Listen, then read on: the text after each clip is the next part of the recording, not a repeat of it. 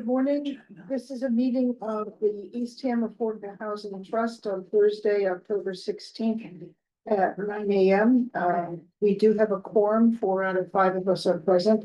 It is a hybrid meeting. We have a few people, at least one person on the phone or on Zoom. The meeting is being recorded and will be available on the town website at www.eastham-ma.gov.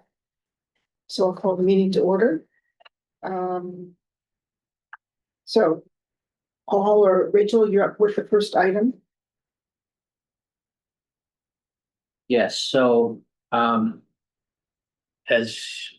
Carolyn is on the zoning task force with me, and one of the items we're talking about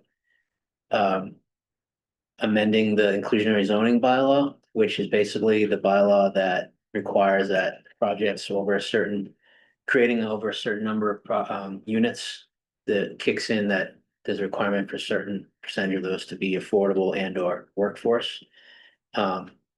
We've actually had our first project come in under that bylaw. We have another one that's working its way through the process. What I discovered was that bylaw is cumbersome to work with, especially for small scale projects, which is the one we have going. It's just apparent that it is onerous on the developer, the applicant. And the reason is basically because the way the bylaw is written, it's structured so that the units that are the inclusionary units, the affordable units, have to count on the state's SHI, subsidized housing inventory. And that's what counts towards our 10% affordability. So that's like, in theory, that's a good thing. But in practice, on the developer side, it's a lot because you have to adhere to all the state guidelines to get those units on the SHI, which basically means you're incurring a lot of expense to run a lottery, to do all of the, basically all the bureaucratic process. And we've just discovered, my stance from a staff's perspective is that it is onerous. Our bylaw was really meant for like a large scale project, like a 40B, like a Penrose project, where the developer knows all this stuff. It's just all built into the mechanics of what they're gonna do. What's the minimum? At the moment, The bylaw kicks in for any project that's creating 5 or more units. But then if it's like between 5 and I think 9 units, the required inclusionary numbers are I think 1 to 2 units, and then it goes up to 2. So most of the local small scale projects are only going to yield 1 or 2 units. And what we're finding, the first 2 that have come through are they're local business folks who are trying to redevelop properties and add some units in there. And they're not really what the bylaw, in my opinion, was set up for. And we weren't thinking about this when we did it. It's just once you get, now we have, it looks all good. It looks great on paper, but it's just not workable for a small scale project. So we were trying to figure out a way to adjust so that we still get a unit. And basically where this is kind of coming out is, can we adjust that bylaw so that we basically have some sort of carve out that does not require those small projects for those units to be on the SHI? We would still have some sort of long-term in perpetuity affordability restriction on it, but it doesn't necessarily require that the developer have to go through the whole like state sanctioned process with the time, money, and expense included on that. So we would still, in the end, we would not get a unit on the SHI, but we'd still get an affordable unit. What is the cost for like the lottery and all the? I don't really know, but it's the same scale of lottery as you for a 65 unit. You still have to run the whole gamut of requirements, whether it's numbers, more, but I would say upwards of 10 to 20,000. Yeah.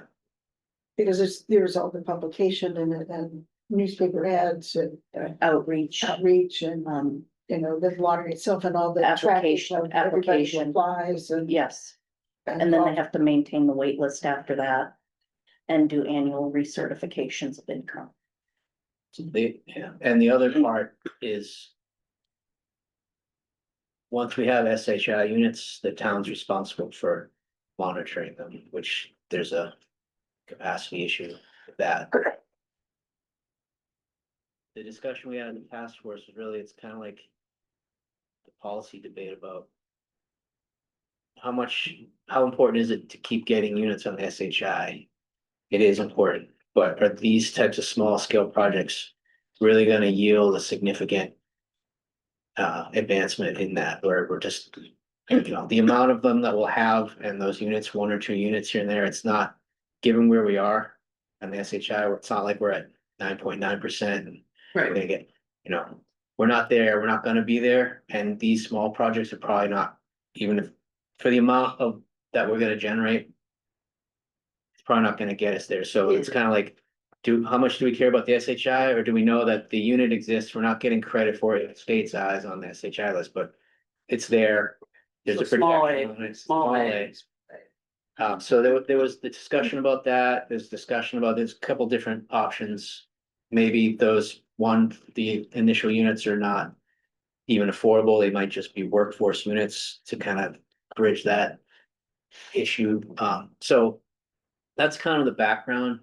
What the agenda item is focused on is we had our consultant who was working for the, what's that? I can never remember what the name. The shared regional. Shared regional housing services. We were able to take advantage of some of the, free consulting hours in the first round of that program. So we had the housing consultant look at our bylaw, that basically produced a report that analyzed it and kind of suggestions for improvements. So that's the basis for, we want to look at the bylaw. I basically put this on as a request for funding to potentially pay the second part is like, we can't kind of maxed out our hours, so if we want extra help, we gotta pay for it. So this is basically a request for potentially paying the same consultant to basically follow up on the review and actually just create a draft zoning amendment and some auxiliary items that we would need to go with it. So that this can basically help this work as a zoning task force. So it'll augment staff time, obviously, in a very complicated area. I mean, it's technically complicated to get the numbers right, and you were on the task force when we went through and did the inclusionary zoning and trying to figure out the right percentages and. So what do you, Right, and what we didn't do was look. What happens when the dog catches the car, we Right. didn't actually look to the administrative costs going Right. down the line and we, it wasn't really on our radar and Right. what happens after the fact and who's gonna look after them and stuff like that, so that's, Yeah, I think the first thing was just to get something on the books. Right. That if a large project did come in, Right. To be whether prepared. that we didn't get nothing. And I have seen, I live in Harwich and there are 2 large projects. Right. Harwich does not have inclusionary. There's 2 large projects going in and they're not gonna get any, any, and they're all gonna be upscale, Yeah, high-end condos, right? In Harwich. So like, that was what I was afraid of when we were doing this. We just needed to get something on the books, but again, not realizing like, once you get into the weeds with a real project. I don't know if these things are even related, but does the designation as a resort area, seasonal. do we get some of does some of the benefit of that offset the loss of whatever hitting our number is for the state thing? I mean, because you're right, we're never gonna hit the state thing. There's not enough. Oh, don't say never. Well, I mean, I hate to say, what were there 6,000 homes in Eastham? Yeah. We'll never have 600. So certainly not my lifetime, I don't think, so. I mean, it's an aspirational goal, but Right. I wouldn't wanna see us lose the benefit of smaller projects. These 1 in 5, I mean, 1 is still 1, so Right. if we had to keep it off the books, so to speak, with the state. I'm totally in favor of that, so. like, even if we could just do a deed restriction, Right. that it has to be a year-round rental or, Year round and workforce, you can set an Yeah. upper income limit. yeah. Yeah, so we don't know what the details of that be, but this would be to do that analysis, so. Right. So I will say, how much? uh, I would authorize up to $10,000. I will say, we're still going through the task force to-do list.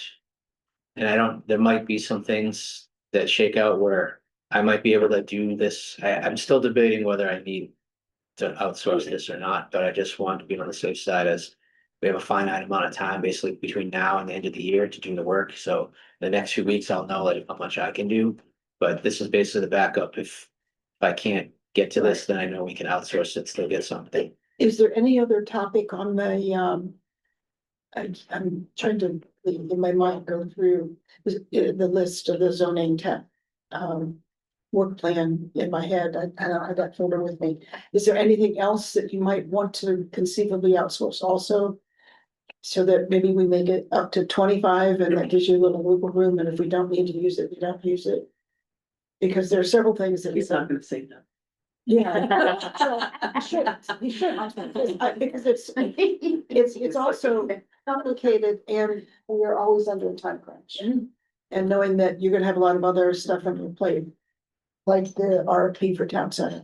Well, you're right. I'm not gonna say no to that, but I also say I don't know what else. We may not have anything else. We may for this not, year, But right, if it's authorized and then we can come back. Yeah. I will certainly come back to update if we do plan to do something else, right, just so you know. Right. What we're doing. we could do that, but just having. And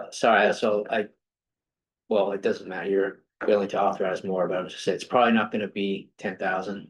Because there's a couple items on that scope of work I got that I know we don't need the consultant to do, so Okay. it'll be pared back a little bit anyway, so. And similarly, with the lease to locals program, we're now testing that. Is there anything in the fine tuning of that program that you could use any consultant dollars for, that you would need? Not that I'm aware of. No, I mean, Okay. um. I appreciate authorization of the money, but also. We are gonna have the shared regional housing consultant program, but then again, so. I was thinking we try to maximize that. I don't wanna spend money on consultants. That we We don't, don't have to, because that money can just go back into the actual Right. program, so, Right. I appreciate.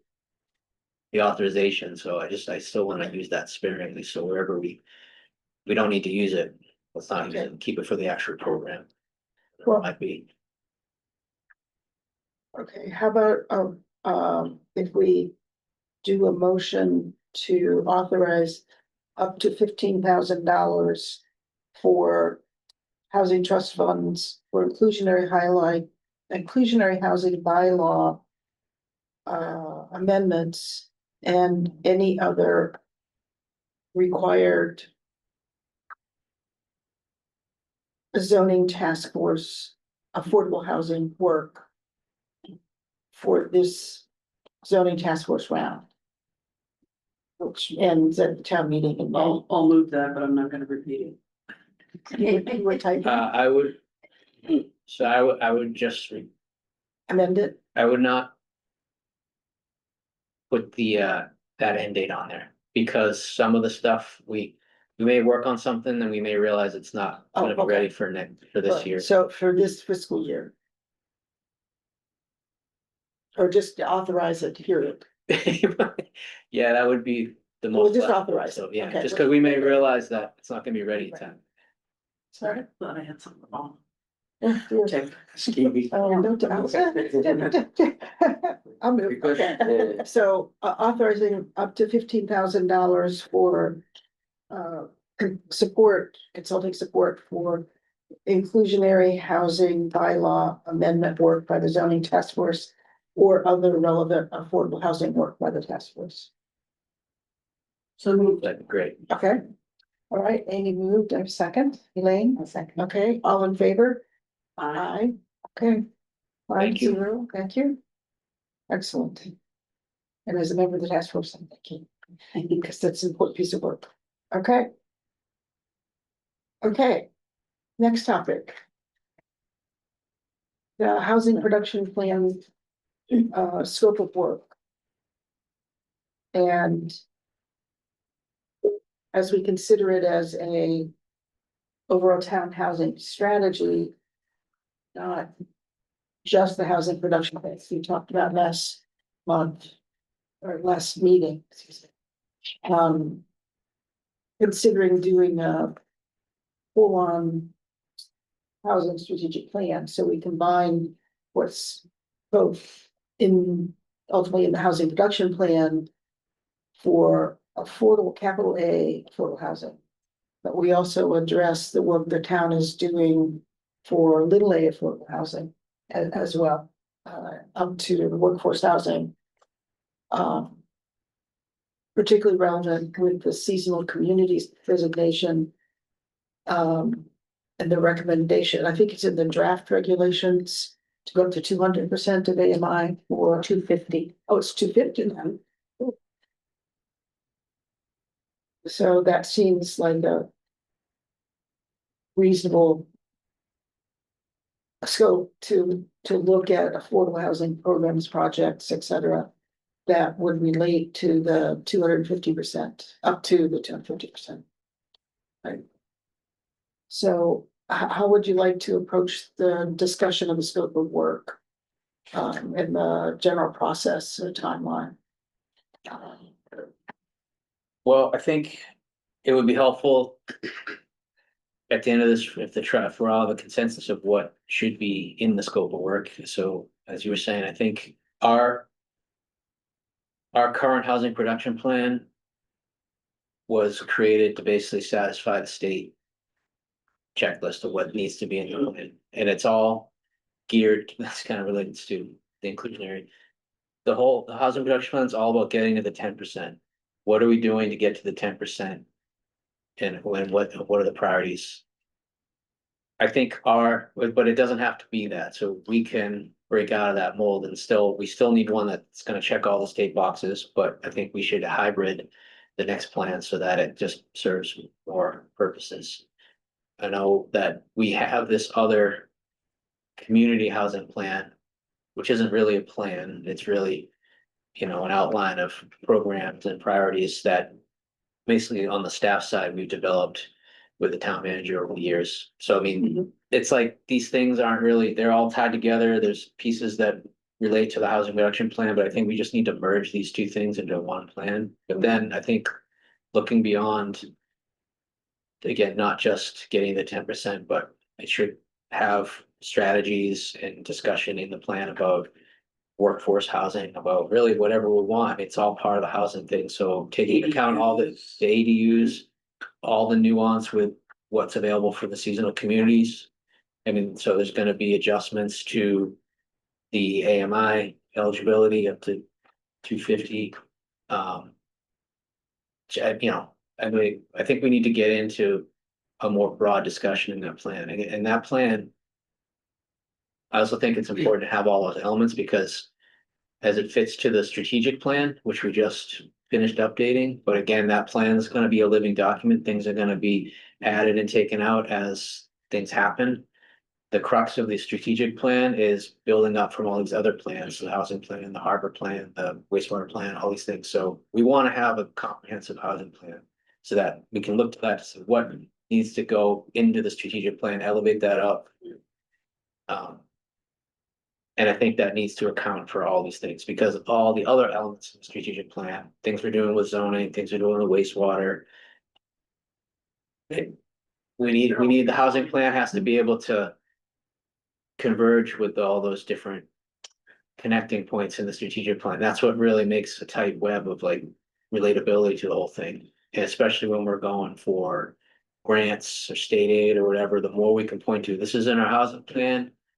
And the more, so the more connections, it's not just like all we can refer to in the housing plan is the things that are gonna get us to the 10%. That might be important, but there might be other money or programs or whatever. It's gonna be huge. Right, so we wanna be able to have a broad enough plan to connect it in many, many different ways when necessary. Whether it's to, again, apply for a grant or just in our discussions with the community about whatever a priority might be. We have a plan that can be more multifaceted. So I don't know all of the ingredients that we want to put in. I don't think we need to know that, but I think it's just the bigger idea of like let's have a scope of work where the housing plan is just gonna be more than just basically what we've had in the past. It's gonna be a broader, more comprehensive plan. Yeah, I think certainly one comment about the current plan, because of the way it was written to meet the needs of the state requirements. It's very wordy Yes. and it's very hard to tease out needs assessment, goals, activities. It's hard, they're in there, but it's sort of hard to find them and take them, turn them into something that's easily translatable to, this is the goal, this is what we're trying to accomplish. As opposed to, we've got, you know, a little bit here and a little bit there, and so I think a strong needs assessment and one that could be relatively easily updated. One of the issues we faced with the current plan that is the one that's really still in effect is that the needs assessment, excuse me, the situation in the town changed dramatically in the middle of the 5-year plan. And there wasn't a built-in way to do an update to the needs assessment, which would trickle down then to goals and objectives. And so I think having the needs assessment built in a way that every year or so, we could do an update, which would trigger data that could be verified and put into the plan, both demographic and economic data, but also the result of outcomes that were things that happened. I think that's one thing to Yeah, think about. no, I agree. I think the plan is hard to work around just because there's a lot, it's text heavy and so I think part of the scoping, I would envision like once we had someone on board helping us, kind of the initial thing is like how do we and structure, do we want, you know, just a more user-friendly plan? We work all that out with the consultant so that they know how to structure this plan and Right. make it so that you can really just get quickly to pieces, be able to extract pieces out, plug things into other areas. I think that's an important part of that. And even the chart that's in the plan that basically lays out the 5 years, the production. I mean, they're all estimates, but it's kind of like even that chart I've always found tough because it's a program of like, okay, we're gonna create X amount of units, and then in year 3, we're gonna bring on these types of units, but we don't know. I mean, that's why the state just wants to see that we've put something down. We're just estimate, we're Matter trying, how lofty or. Right.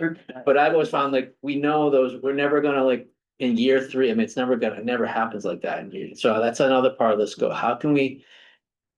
Maybe we need that chart again, just to check off what the state needs, but then maybe there's another piece that says, well, here's, you know, here's the aspirational and here's the working piece. I mean, all these, what we could scope out about how to actually set up the plan, the structure and everything, but I mean, these are things to talk about. Again, we don't have to resolve that now, but this would be like, when we get down to it, the kickoff meeting with the consultant, whoever's working with us, like, we want all these things in a more user-friendly way. Well, and I think, as I recall, and I may have this wrong, so certainly correct me if I do, but the chart, which is sort of what we show the state that says how we're going to plan to achieve the goal, the state requires a minimum of new capital A units per year in order to be considered still working towards achieving your 10%, and therefore, you know, all the good things of having a plan. But usually the chart reflects the minimum required, not the aspirational goals. And so someone picking up that chart from a strategic planning perspective and looking at it may assume that that's the aspirational goal incorrectly, because the chart and the needs assessment, there's a disconnect between the needs, which are large, and the chart, which is reasonable, but really fairly minimal. And so I think having those be more connected in terms of aspirational goals would serve the community better from a, strategic plan perspective. Yeah, I think this inclusionary zoning bylaw is a good example of like. We gotta make these adjustments just so that we don't lose momentum. We're not gonna meet the aspirational goals, but we're still meeting the whatever, reality goals of like just getting units. I think the plan has to be set up to reflect that. So that we can use it in a variety of ways, refer to it in a variety of ways. Like someone picking up the plan today is gonna say, we haven't done anything, based on but that's not true, that's, Right. so we need to have a plan that can be used for both purposes. I'm sorry, Go ahead. are we getting financial benefit now from the state towards this goal of 10%, or do the goodies kick in when we achieve 10%? Do we get a recurring benefit from the state financially now, absent grant writing? There's no real financial benefit to any of this. I mean, straight up like, Right, and is there a legal requirement that we? There's no legal But it requirement. exposes you to the unfriendly 40Bs, That's really the, which is the crux of the matter. Is if you have a plan and and you've achieved 10%. Or you have a plan that shows steps to achieve the 10%, then it protects you from the unfriendly 40B. That's really the. Yeah, the so- bulk of the reason. yeah, so.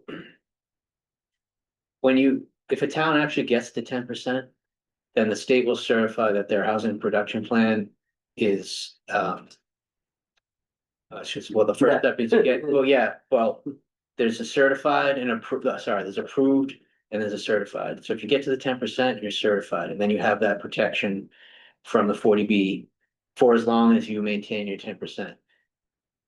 But on a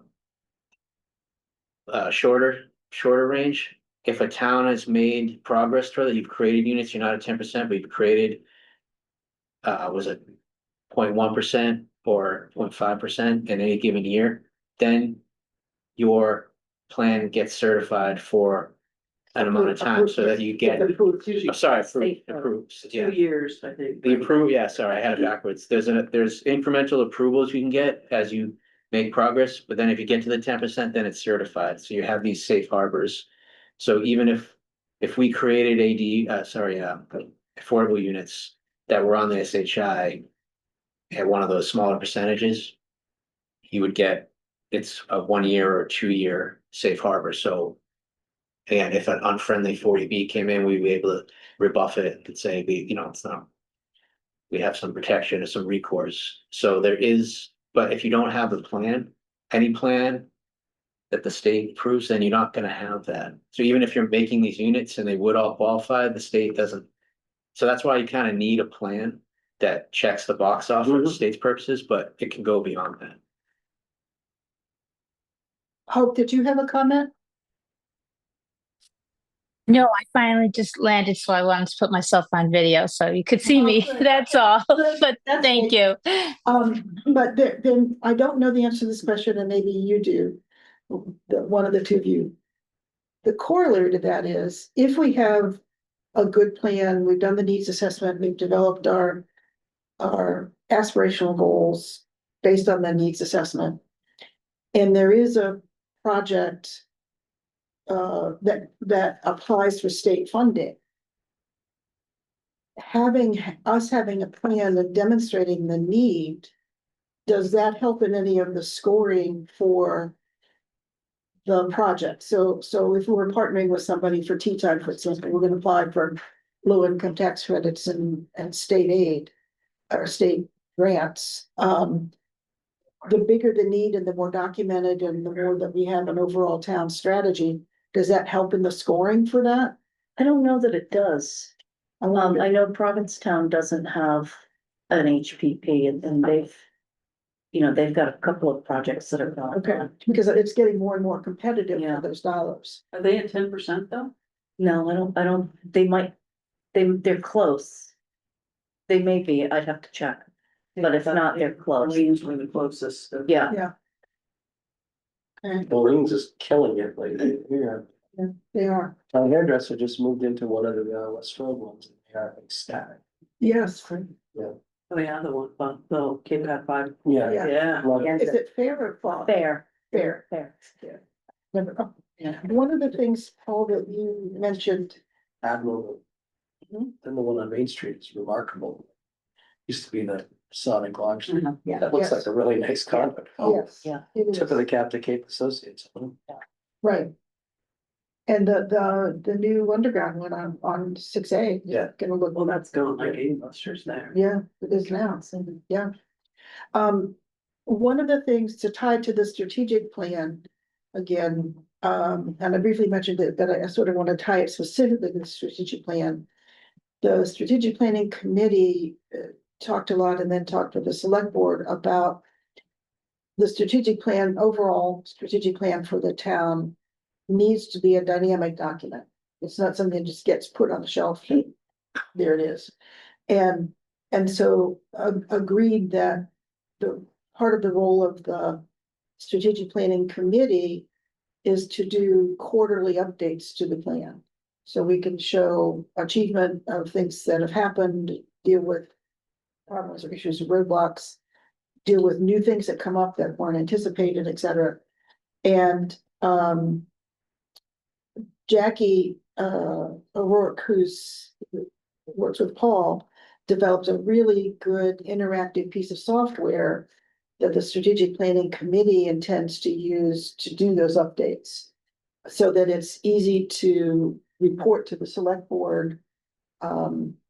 It's not burdensome to staff because frankly, a lot of the work falls on the shoulders of the staff. And it's not gonna be burdensome to them to do this reporting and to be able to do the updates. So since we have that in place now, feeding anything that comes out of the new housing strategic plan can easily be incorporated into the overall town strategic plan and then be included in the update process as it gets reported to select board and used by other committees and so forth. So I think having that as part of the scope of work also is how to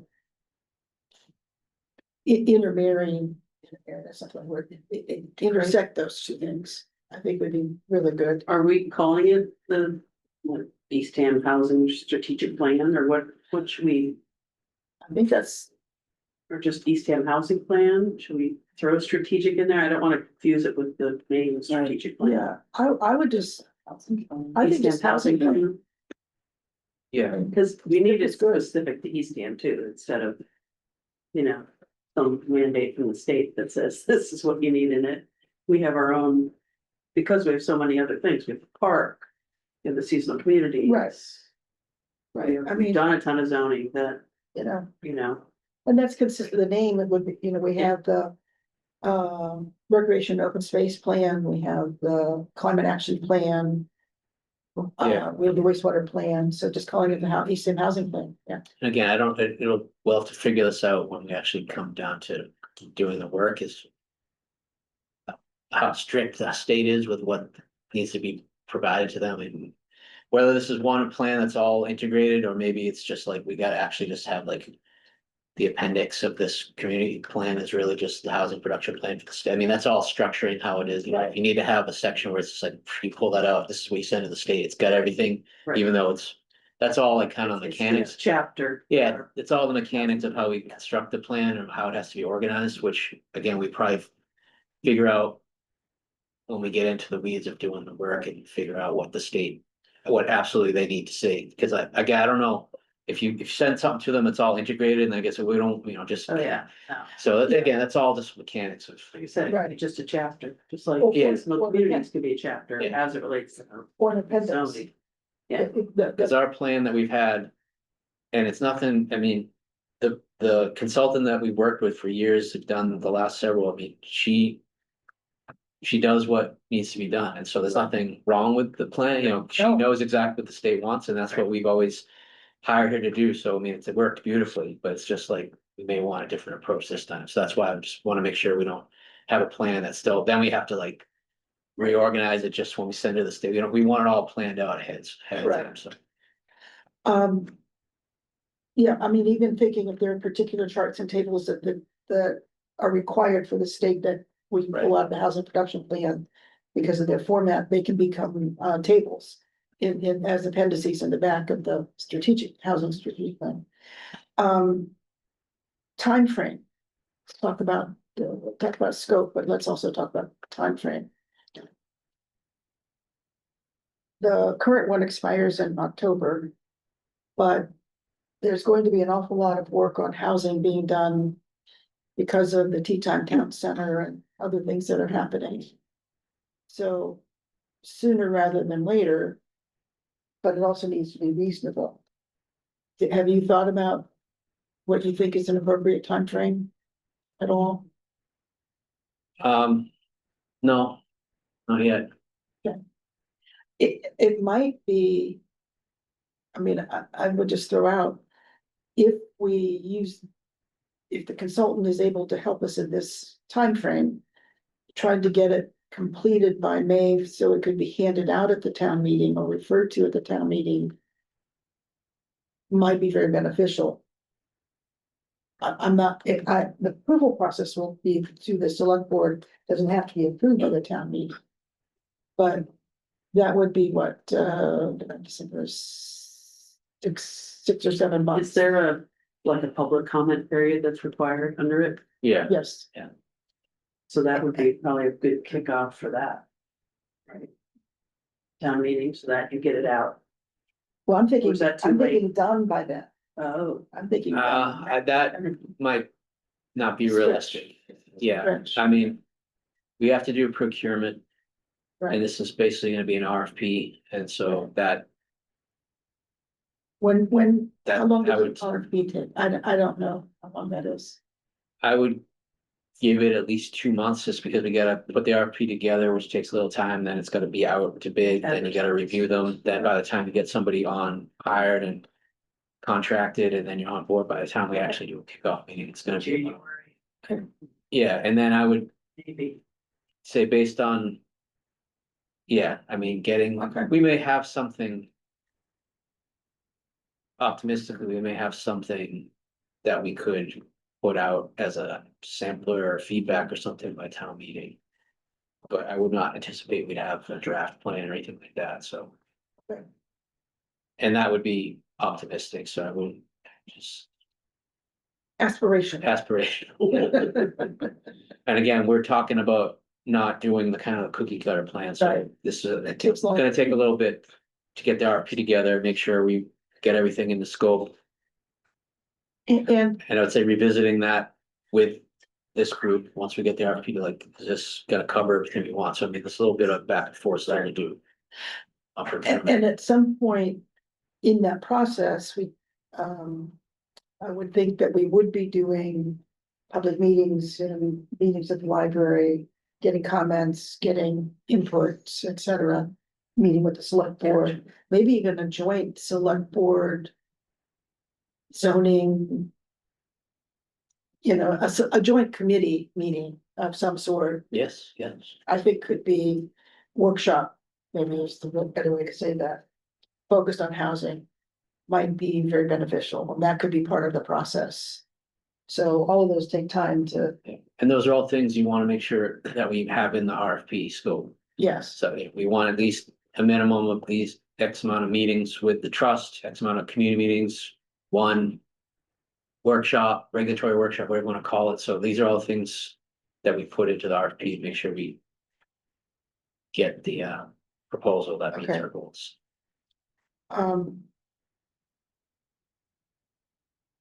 Today.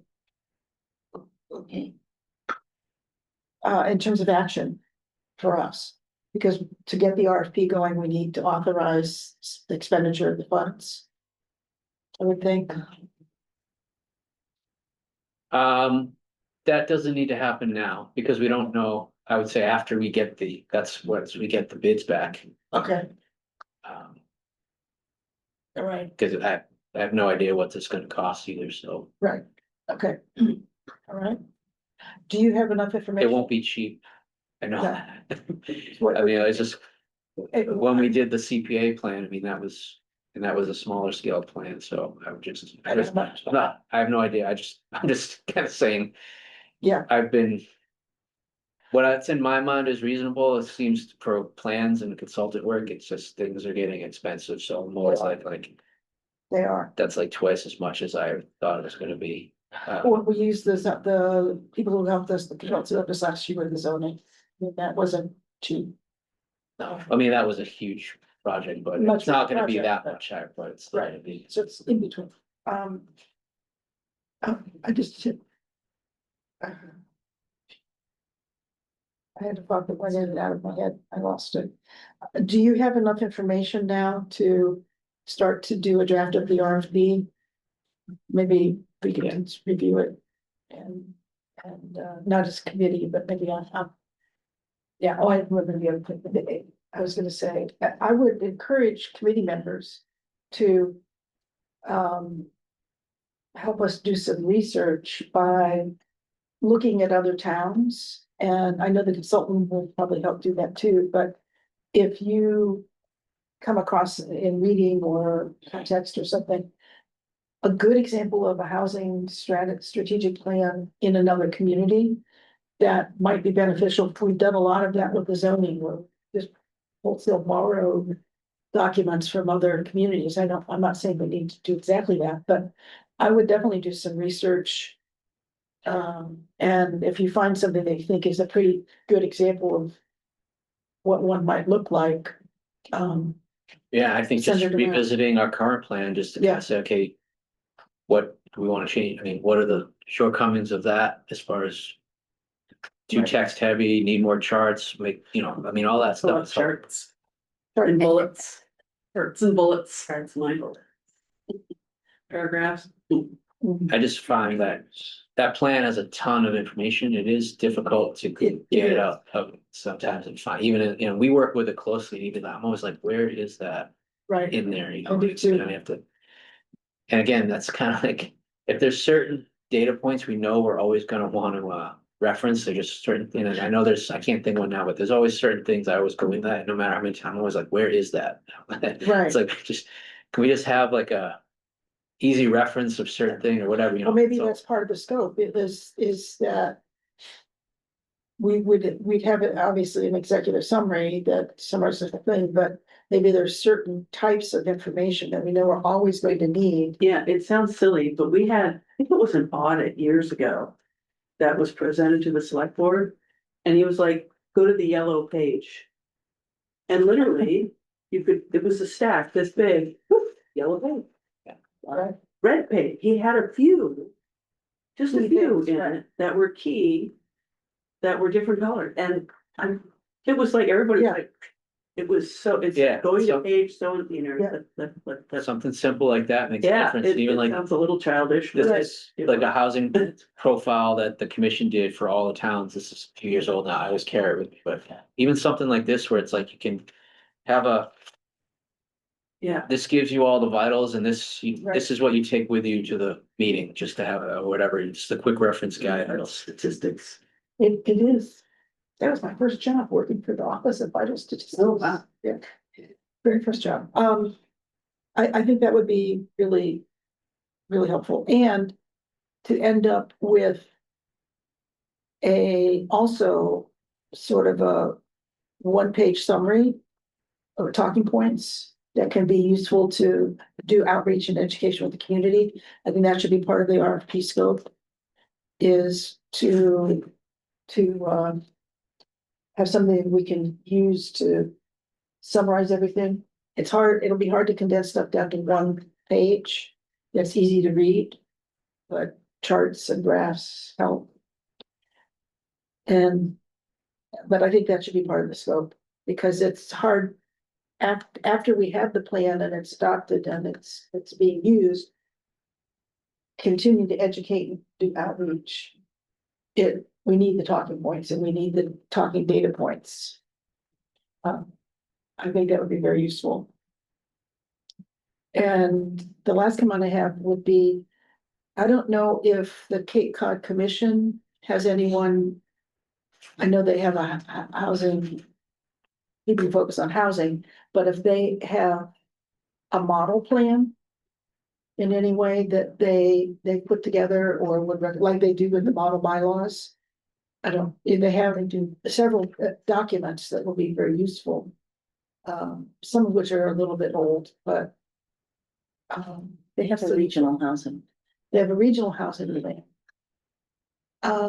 And so I would just, yeah, as part of the scope, Yeah. look at what they have, see, yeah, I think that'd be helpful. Good.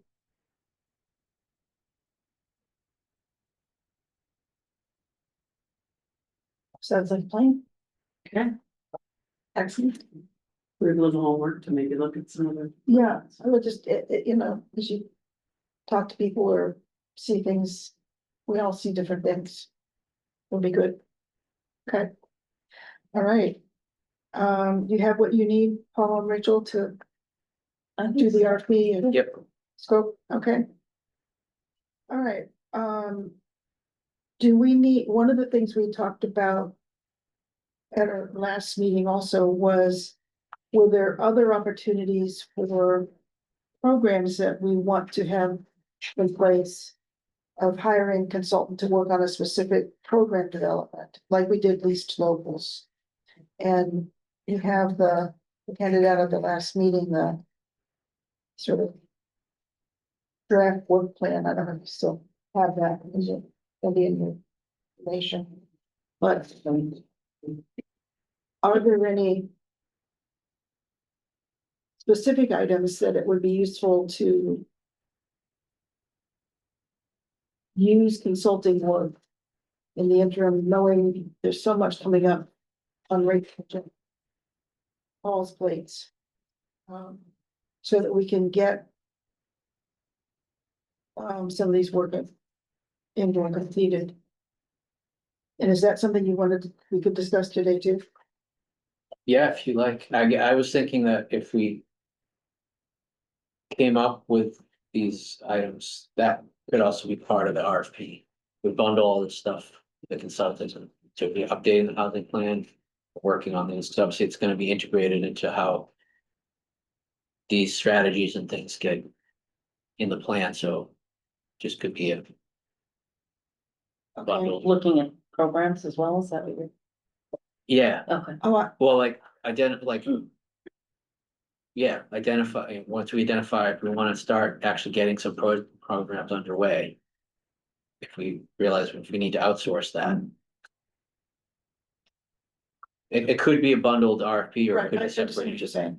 If we, what's the dollar amount that triggers an RFP versus something? I think it's over 50. Yeah. Because I was thinking, The difference between that and the estimates is you're required to take the lowest estimate. If you go out, Right. so I didn't understand what you said. anything under 50, if you do estimates. You can do an RFP, but if you do estimates, you're required to take the lowest bid.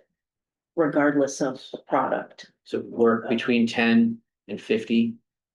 You can do an RFP if you want. But you don't have to, so you can just request estimates. But you're locked into, you gotta take the lowest estimate. You don't get to choose. The RFP really gives you the benefit of who do you wanna work, who's giving you the best product, so you. Cause you don't know what the cost is until you select the bidder, but it lets you. So that's why, So under 50, you're just, so that's why you could parse this out and just say, well, we just wanna hire a consultant to do this one program, and it's not gonna cost $50,000 to do that, you know. You can just solicit quotes, but then you gotta work with whoever gets the lowest bid, you don't get to choose like which. With the RFP, you have specific criteria. Right. Sure. Now, Under 10,000? you don't have to do either. It's just sound Just- business yeah. practices, but you Right. don't have to, technically, you don't have to. Okay, because if there was something that was simple, would be done for under 10,000, would we want to be moving on that in the short term? I don't know, I guess it's tough to know what things cost until we figure out what we want to do, so. Right, But should we throw as much in as possible so it's under 50? You know? yeah, well, I mean, we can do an RFP below 50 too. Oh, you We can't- don't, yes, yes, Oh, Yeah, it's just, but Yeah. that takes, Optional, there's like over 50, you have to RFP. right. right. Under 50, you may, or you can do the estimate process. the RFP just takes a little more time to vet, you gotta vet the quotes, you send it out, you get the quotes, you basically, I mean, you can turn that around a lot quicker. Get someone on contract quicker. Right. Um. The one, Sorry, I guess in my mind, the reason I was thinking to bundle it with the work of the plan, and I know this means like we don't necessarily get a program started, was some of the reasons we didn't do the program because the time wasn't right because of everything was going on with the housing market. And so I guess part of that in my mind was like reevaluating is right, what of these programs is the right time to move first and kind of doing that background research. the two that. The three that strike me as potentially. Potentially things that could move faster. If we had the consultant resources, the first one on the list, which is to. Evaluate town-owned lots for possible. Infill or. Particularly thinking about Sandy Meadow. Lots. And someone to do the research, the title research, the acquisition research. The wildlife thing. To see if that space can be developed. And then the work to try to find a partner to do that. I don't think there's any question that we want to do that. But it just takes time and effort to make that happen. The second one, which was ADU assistance. And I should know this, and Rachel, I don't. Monetary assistance to help someone put in an ADU. Now that they're by right, they don't have to be tied to being affordable, but they could be. Mhm. In exchange for financial assistance. Is there a program through CDP or HAC that is available, money is available? Not financial assistance that I'm Right. aware of. I think they tabled that because they didn't have enough money. So to look at whether or not we want to do that. I don't know whether, Paul, you would think that should wait, but evaluating that, and then if it seems like a good program. I think incentive. Right. Not, there's gonna be a deferment on the gratification that goes with the redevelopment of, the business area, T-Town and all that, but if we could find something effective that would incentivize ADUs now that people know they can do them by right. I feel like that's something we can at least do that will at least move the needle a little bit on just building the housing stock. And I don't know what it looks like. I mean, my thought, just as we were sitting here just now, the lion's share of the properties that could possibly do an ADU probably have an older code or even a newer code, non-IA septic system. I mean, maybe we give them some sort of an assistance. If the difference between getting one and not getting one is an IA system, maybe the town underwrites part of the system and the owner. Maybe that's enough to make them build it. I don't know, but something I think we should focus on. That could at least impact things in the near term. I shouldn't think would revolve around ADUs. I don't know what it looks like, but. Right now, we have a program that we're writing, that we have up to $100,000 in the community plan. And what that looks like now is about $5,000 to $7,000 per person for upfront costs like plans, septic plans. Good. And then an additional $10,000 to $20,000 once they've completed that. That doesn't include trust part of it. It's just the town funds at this point. What we can look at that. My question is, I guess, my understanding is if the trust does some financial assistance, would a deed restriction be required? So, they're going to want that to be worth it for them to have a Right. deed restriction into perpetuity. There might be, would it need to be in perpetuity? I don't know, that's, That's part of the question. yeah. But also this, when we started this. That was before seasonal communities. Right. And so Right. that's why it's like, so that may help us make this program a little more usable, because if we now can go up to 250%, and it just kind of changes it, because that was always the hang up of like, once you get the trust fund CPA, it's because, and then people don't want to put that deed restriction based on, Right. so I think. Well, again, once the seasonal communities thing is kind of set and we know exactly how we can use those funds and what the AMI thresholds are gonna be. That'll help us finalize that program, get that in, because then we'll know what money, what pools of money we can Right, use right. and how. But back to my question is, do we know the timing on the seasonal communities when the regs will be finalized? I think they're hoping, what was it, in the end of October, early Yeah, November. Yeah, the because end of they're out now Right. for comment. Yes. Right, And there's a few things they talked about too. Yes. Someone came to that breakfast last week with all the, select board members from Cape. And, one of the things they talked about was like the 30-year deed restriction. Yes. They realized it's not that long, so they're thinking of extending, yeah. in perpetuity, Yeah. okay. But that's an example of where, again, just resource wise, there are a lot of questions, a lot of things to think through. Yeah. If we had some extra support to help do that, would that be beneficial to move it forward? I mean, honestly, you can, I think we're far enough along on that program that we Okay. just. I think we can finish that in-house. I'm just waiting on a few loose ends, and we have. Been working with Karen Sonnenberg, the consultant. On some of that, it's been helping us with it, Good. but I think we're almost there. How are the applications doing, Paul, for ADUs? Year over year, it keeps getting better? Um. Last I checked, I think we had maybe 20 some odd applications for ADUs, not all of those. Actually make it to the finish line Yeah, as ADUs, people kind of back out and Right. change their plans and don't want to do it, so I think. Got 12 or so.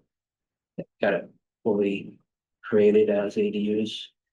The track, do I have that, right? I think we have existing about 20, but I Oh, don't, there was some before the. Yeah. I mean, I just kind of like from the new.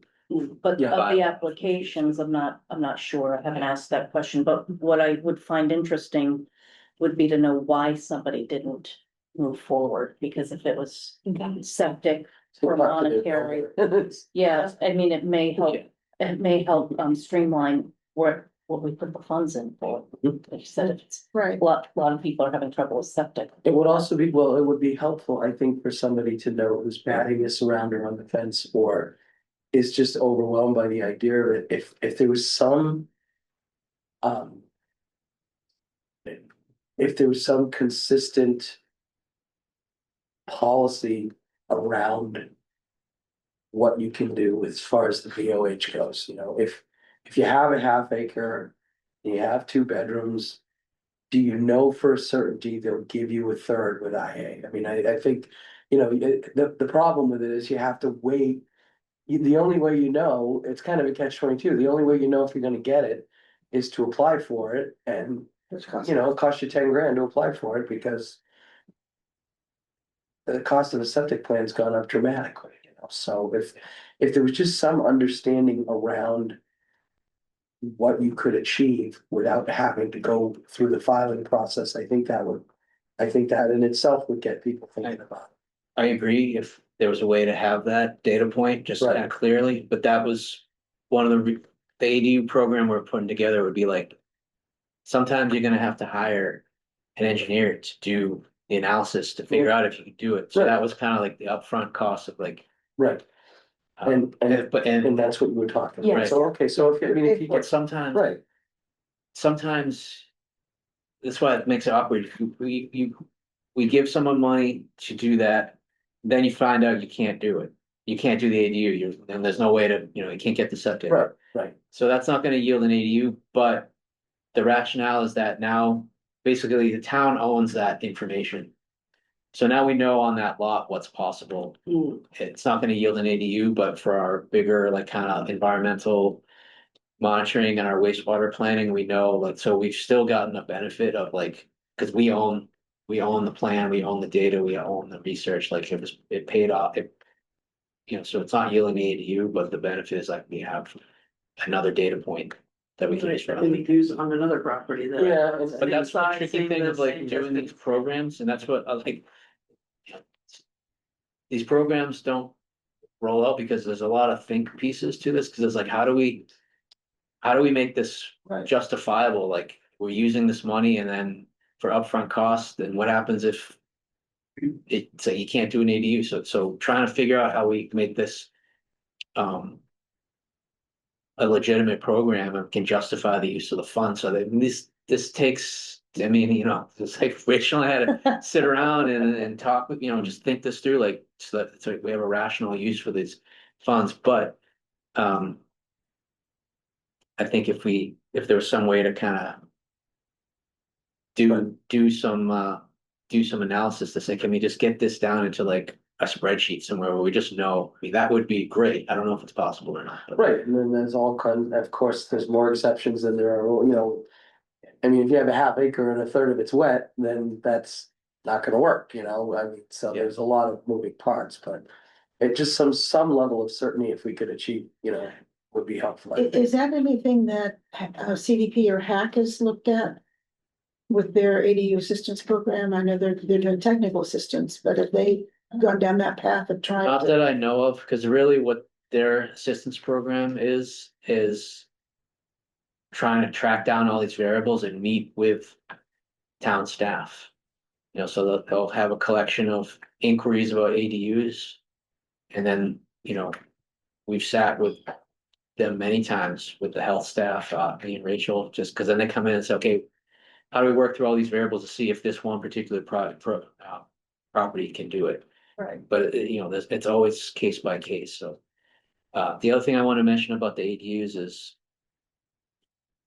getting an ADU on board is great, but the long-term monitoring is what's important, and making sure that they are continuing to rent them to begin with, but then make sure that they're long-term rentals, and this is built into the ADU bylaws. There's a requirement that they have to be actively rented, and we're trying to get language that makes it so if you're owner occupied, there's a tenancy requirement, so it's not just. I live in Florida for that, so so yeah, I'm living in the ADU, but I'm still going to Florida. That's not actually yielding the unit that we want. Technically, it's okay. But it's really not the spirit of what we're trying to do, so that there's a whole. Capacity part is like, on the staff side, is like, we get ADUs, that's great, but there's a monitoring component, and if people aren't. If they're just like, well, I'm not renting it, we gotta enforce that, Yeah. so. That I know the zoning task force has recommended or has on its list of priorities for the select board to, there are a lot of things in the new zoning that we created that do require enforcement and evaluation and monitoring. But we, one, statutorily need to designate the person that can do that. But two, that's added resources that we need to be able to be sure that all this stuff actually gets monitored, looked at, so that may influence next year's budget.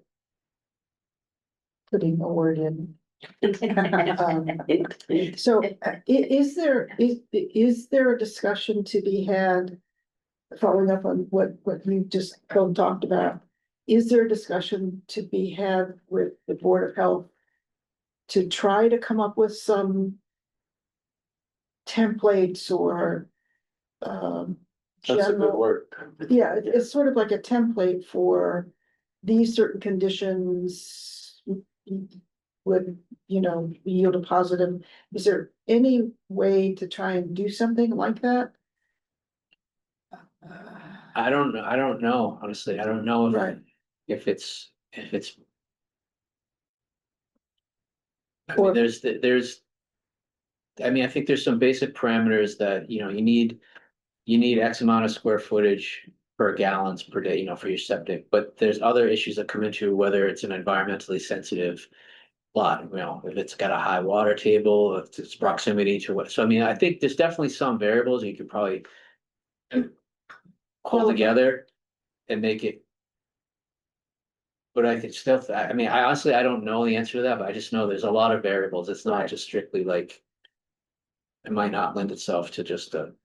I don't think it'll be a, I don't know what this helps, but I've looked into it before. I already have 3 bedrooms on a half acre, so it's a no-go. The no's are easy sometimes. But the way I start that process is I go to my favorite builder, general contractor, and I'm like, hey, look at this. What do you think? Now, what he's going to say to me, because he's a smart guy who does this a lot, he's going to look at it and say, I think we could put this here. I think we could put that there. And I think, the town might approve that. So what am I trying to get at? I'm not sure exactly. You can apply a brain to this and say it looks like this might work, but then you still got to take the, $10,000 step to say, okay, okay, does it really work though? So I guess the question is there a way to get to that? Yeah, this could probably work phase, and then what's the value in that? Is that enough? Is that enough value that now I'm much more willing to spend the money on developing the plan or not? I don't know. There might be a list of items that when we talk with the health folks to say. If you have a baseline of X amount of square footage. And you're not within proximity to a resource area, I mean, there might be some way to limit the variables, say, limit them and then say, okay, here's what you're left with. You still gotta go hire somebody, an engineer to figure this out, but it's not as many question marks, maybe there might be a way to kind of get a tighter baseline. yeah, And then, which actually that would help with the ADU program, because then, okay, here's the types of things that we will pay for. right, And the other thing I will mention is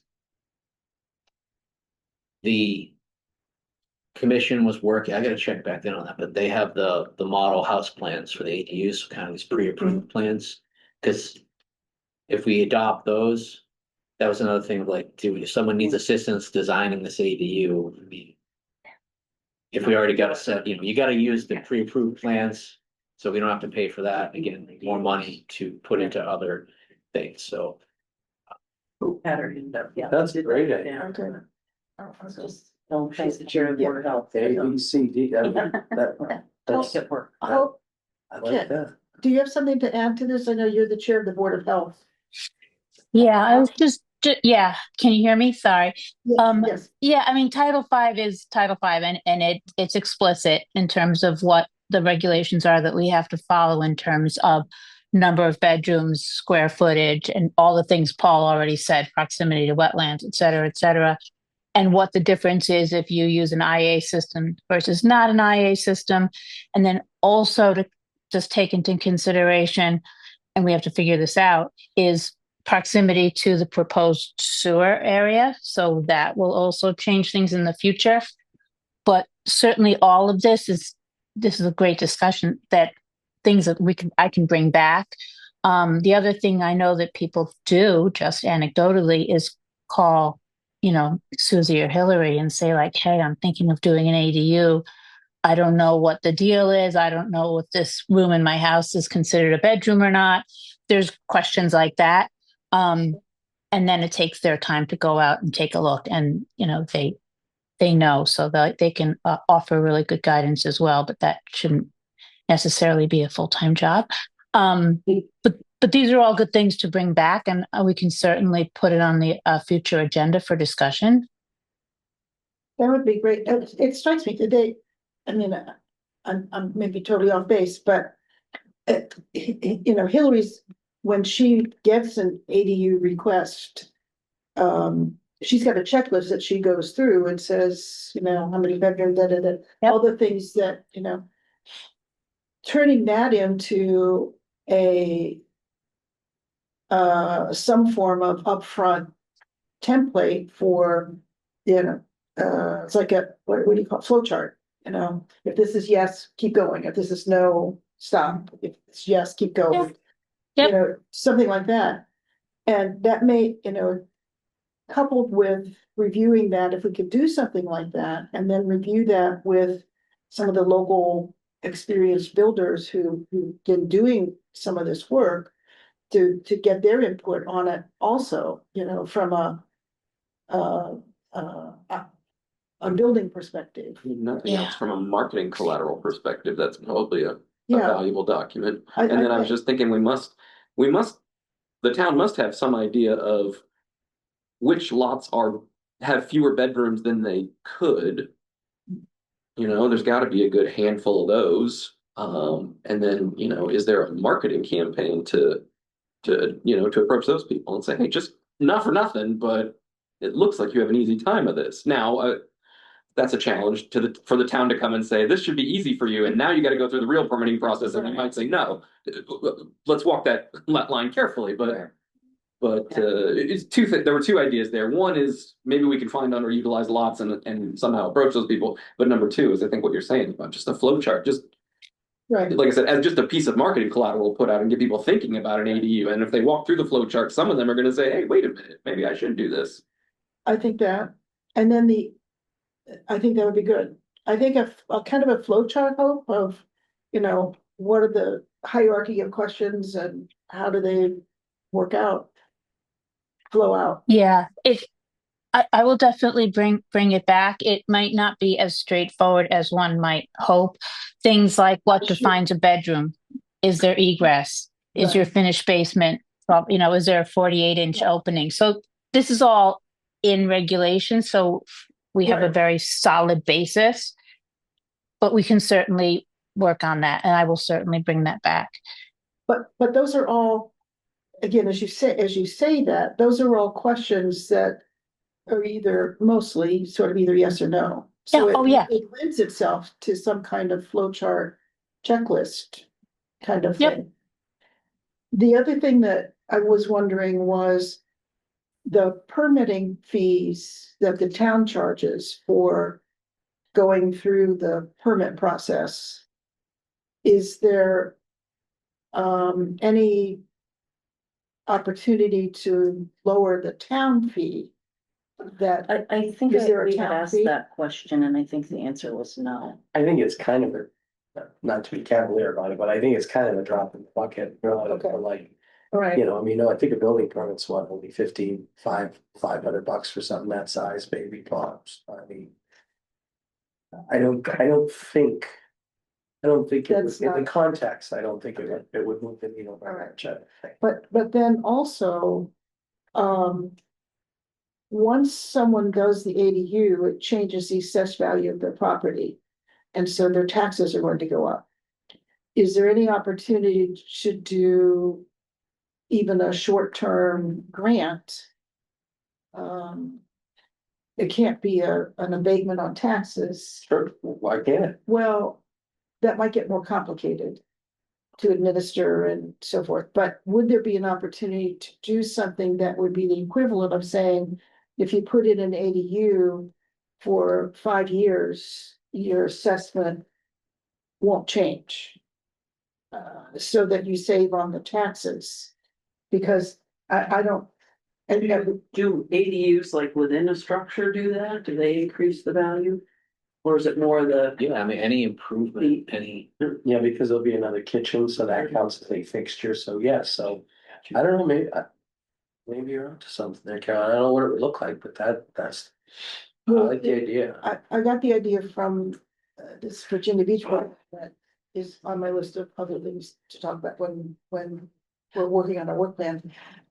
But to create new housing, that's one of the things that they're doing is working with the developer, in this case, it's the homeowner, to not have that increase in assessment, give them a big tax hit, at least for a little while. It's not a permanent fixture at all, but for a short period of time. I mean, that sounds like a rich question and a finance assessment. Yeah. Question, Right. I guess, I'm not saying that's not a good idea, but my brain's also going to. Their taxes might be going up, but they're also getting a new source of revenue. I mean, they're renting that, they're getting rental income. And if they're if they're doing it so that they're downsizing into ADU, if they're doing that, they then have the capacity, they could still rent out the main house short Right. term. I mean, Right. and if they wanted to. Right. I mean, So there's some. right, Paul, but there's still an economics to it, and. I mean, I've looked into it a couple of years ago, the economics can kind of work out, but as far as the building costs and the finance costs and all that stuff, I would just say that. Every little bit helps in that calculation. Yeah. Yeah, I've got a new source of revenue, I've also got a new pile of costs. Yeah, With that, that's. Either the $250,000 I just put into this building or the mortgage I'm paying on that $250,000. No, I hear that. I guess, Yeah. I don't know I don't know what the equilibrium But is with. I'd like to maybe explore that as a question as part of the OD. Clarification on what you just said though about if someone's downsizing and moves into their ADU, they can rent seasonally the other one? Because the bylaw's set up, I thought So you that- have to create a year-round rental was the. no, you have to create it has to be a year-round rental or on owner occupied. The ADU itself must be. Well, either one. One of the other. Okay, So yeah, if I have my main house, I build an ADU. I then have the option, I can rent the ADU to Cool. someone else. If I do that, there has to be a year-round rental. But I could then build the ADU to downsize and live in it myself. I'm occupying that. Cause the bylaw is. there are no rules about your existing house.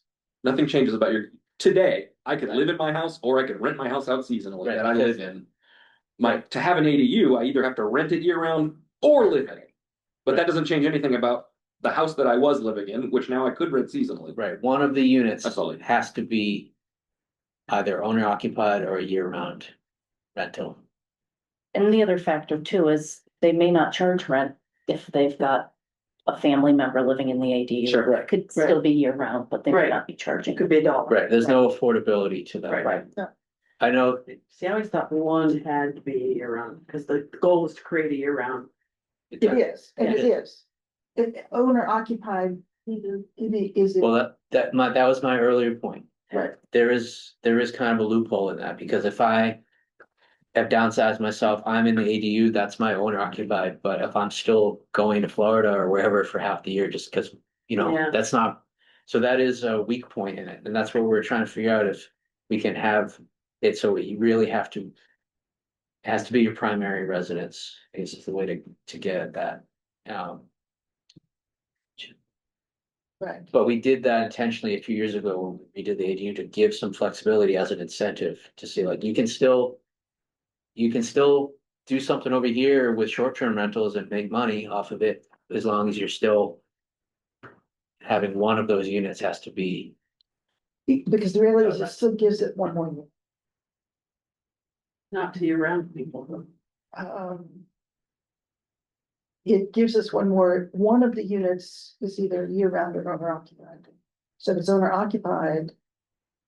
That doesn't take away from being a year round, You're both right. Yeah. That the town gets Yeah. one more unit of housing. right? The town does not gain any net new units of Right. year-round housing Yes. in that case. Well, if it's the owner Oh, so occupied. in the case where somebody does.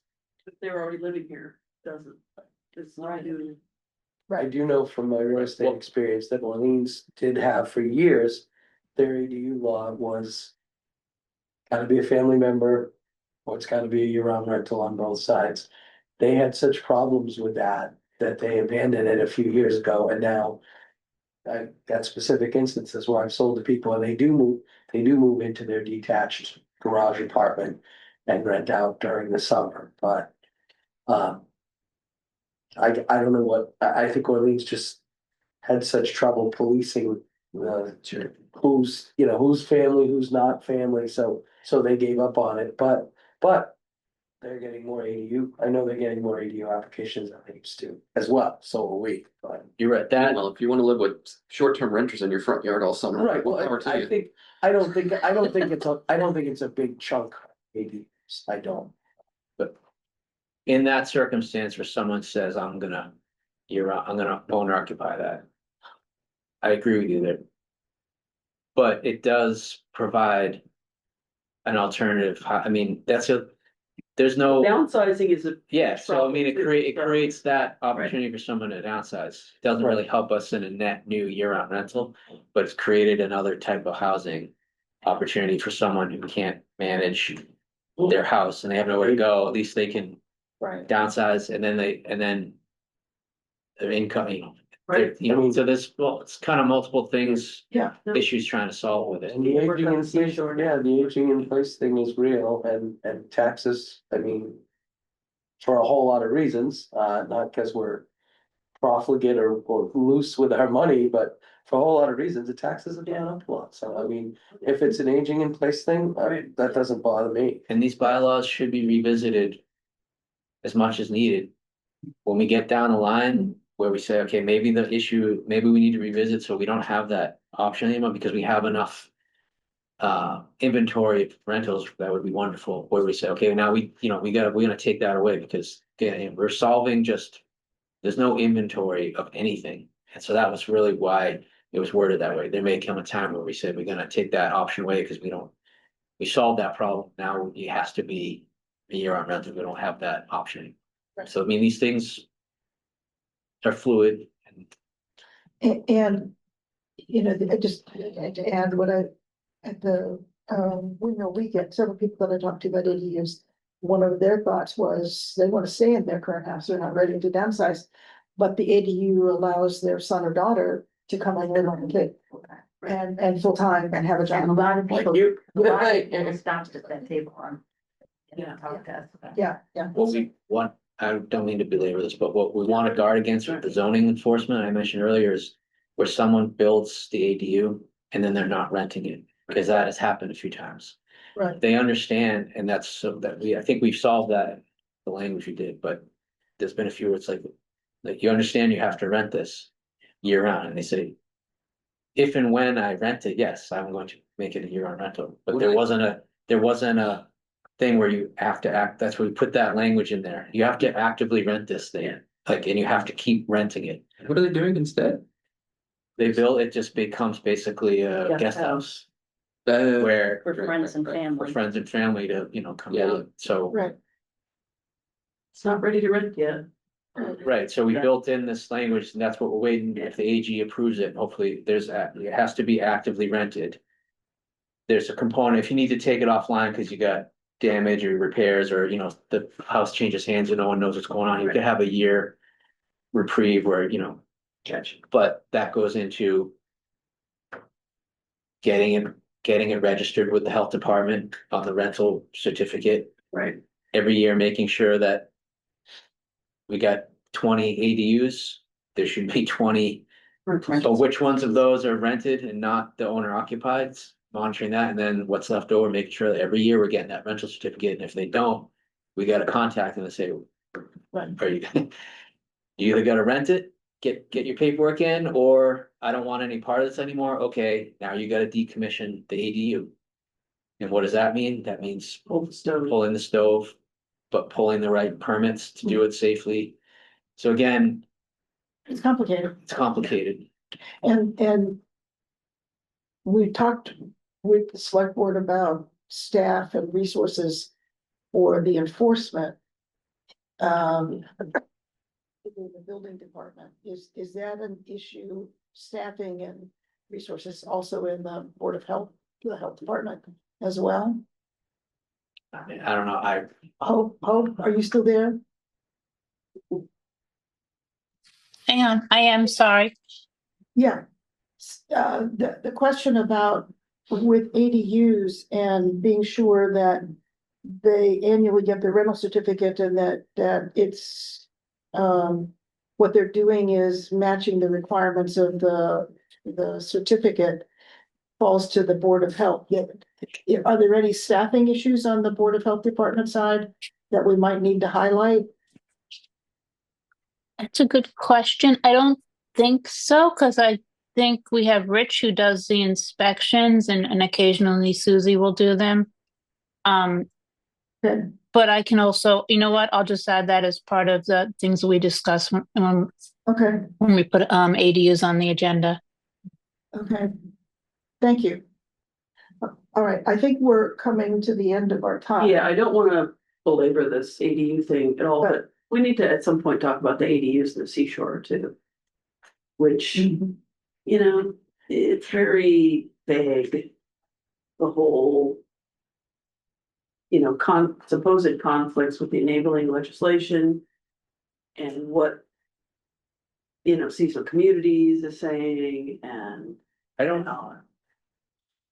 I heard this, but I don't know if this, you may already know this, but my understanding was that the determination was the federal would prevail over Well, this. right, So- but if you read the enabling legislation, of course, it doesn't prohibit ADUs because they didn't exist.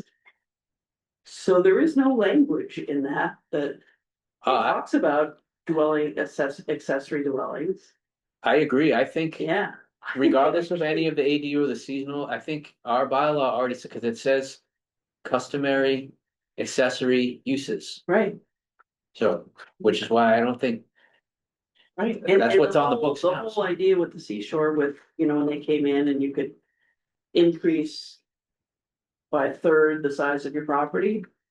Well, if somebody does that and it's all attached, why can't part of it be an ADU? Yeah. Because it's not, you're not building extra of what they already allow. It wouldn't look any different. The use may be a little different, but you want an extra car or two, yeah, I think so. we need to will drill still down. have that. Yeah, The only change we made this past year was that we changed it from a special permit required to having it by right.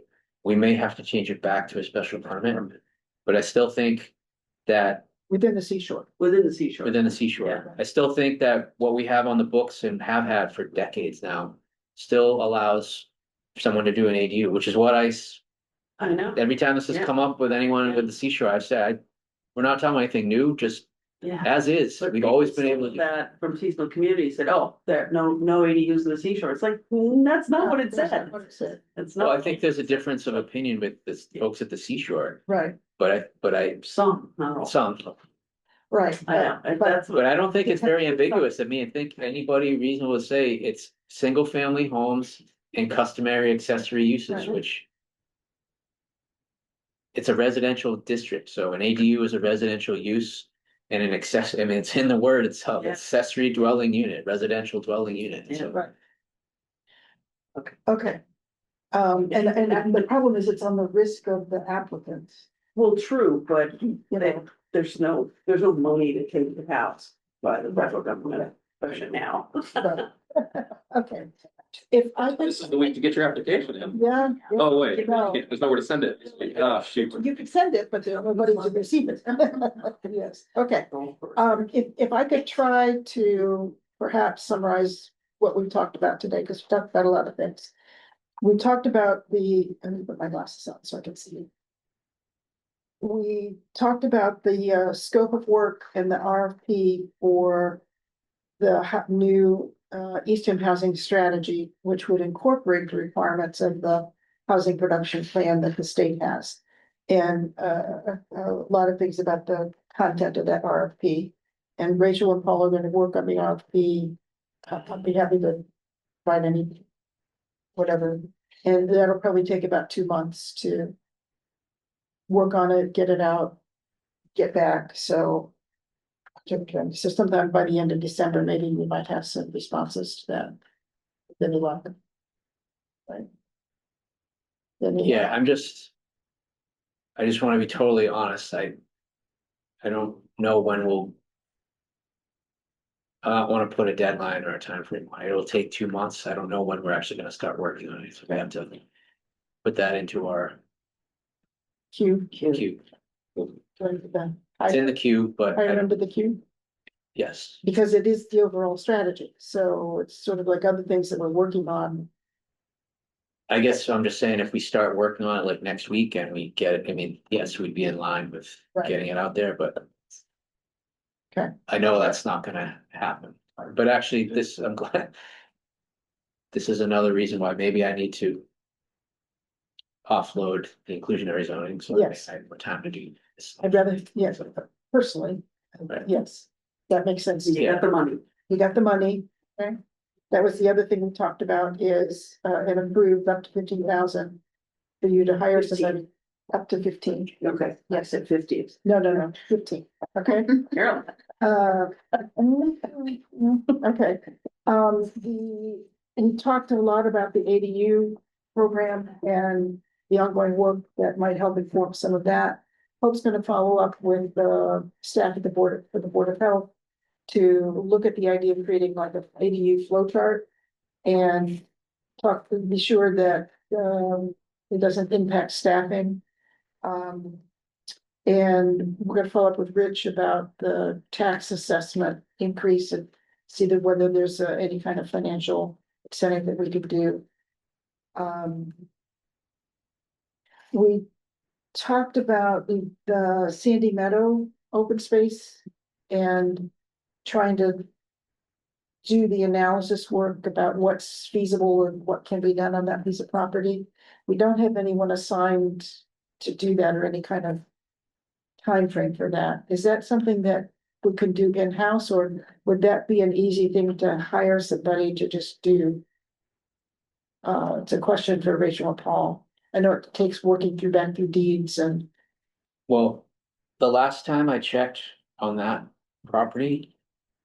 I think that was part of the open space, both pieces, it was taken for open space, right, and I think it has.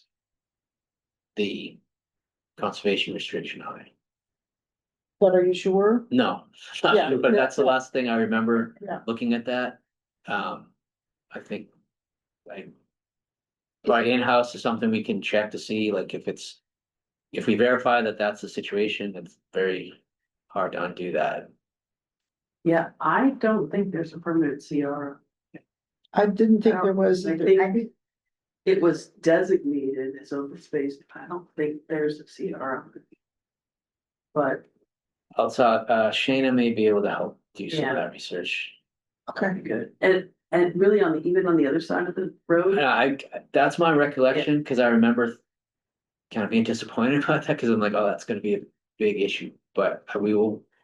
because how do we revisit get it. the habitat homes there if that was the case? No, there was all different, so there's the different. big parts. sandy meadow, the open Right, space. yeah, Then there was the rest of the subdivision, which had habitat, then there's the piece that's kind of like this, yeah, And the. Dog leg. 6A, I'm sorry, No. I have to go, I have to Yeah. be somewhere. okay, I'm sorry, no, thank you. we were glad you were here. And I'm glad you're feeling this. Thank you all. Yeah, we all have to. Okay. And the part along 6, that's part of the sandy meadow. for sure, Oh, yeah, that's all Yeah. part, it just has this little panhandle that goes out onto Route 6, but that's not a separate lot. right. It- So really the other like kind of dog leg shaped separate parcel that's across the street from Sandy Meadow. Right, that's the is one I'm on that. talking about. Yeah. Right, but when we met with the Open Space Committee, we talked about. There's a part of the Sandy Meadow part that's along Route 6. That. Conceivable for housing too. Also, That's part of that property. there's one lot, yeah.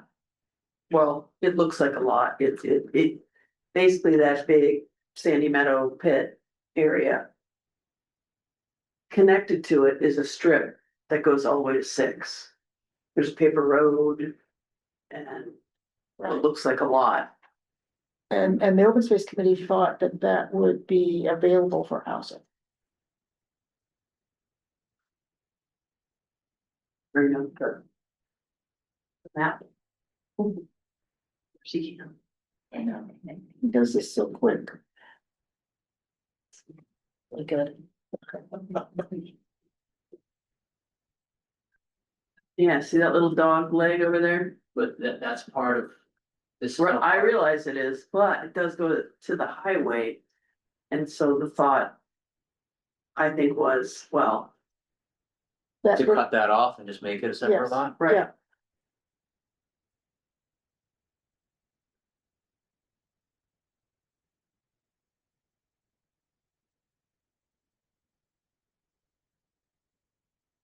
Roughly 12,000 square feet. So. What can you do? tiny house. Tiny house. Or two tiny houses. So, yeah, I'm not saying that's not possible, but it means subdividing it. And figuring out the mechanics of the conservation Right. restriction, getting it. So I don't know if it's, What, Look into that CR, cause does it even say on there? See, it doesn't even say on that it's, that there's a conservation yeah, restriction? it doesn't say CR. Even. So. I know that's not, I'll look but into it. yeah, Yeah, Yeah. okay, and then can you, with your little tool there, the one on the left side? The pull pull down tab, there. yeah, how big is that bar? The one we're talking, Yeah, that one. what is that? that's 3.74 acres. Right. Does that say East Town, road property vacant? Like city council, yeah, see. I don't think anything's got an official CR on it, like no one holds it. You know. Right. Okay, We'll look into But it. I'm I know, almost I know, positive I know. that the I'm not- big piece has one. yeah, I mean, I would be totally surprised if it doesn't, because I know it's been discussed, but we'll double check. okay. All right, I mean, it would make things easier if it's not. okay, I think we covered a lot. We've got some to-dos. And a good plan for the housing strategic plan. East Dam housing plan, East End housing plan. East End housing. too many strategic. Yes, that's right, thank you, East End housing plan. Get that in my head. Yeah. Anything else for the good of the group that we need to talk about? Totally no. No. All right, do I have a motion to adjourn? Motion to adjourn. Second. All right, second, we are officially adjourned, we can stop. Yeah.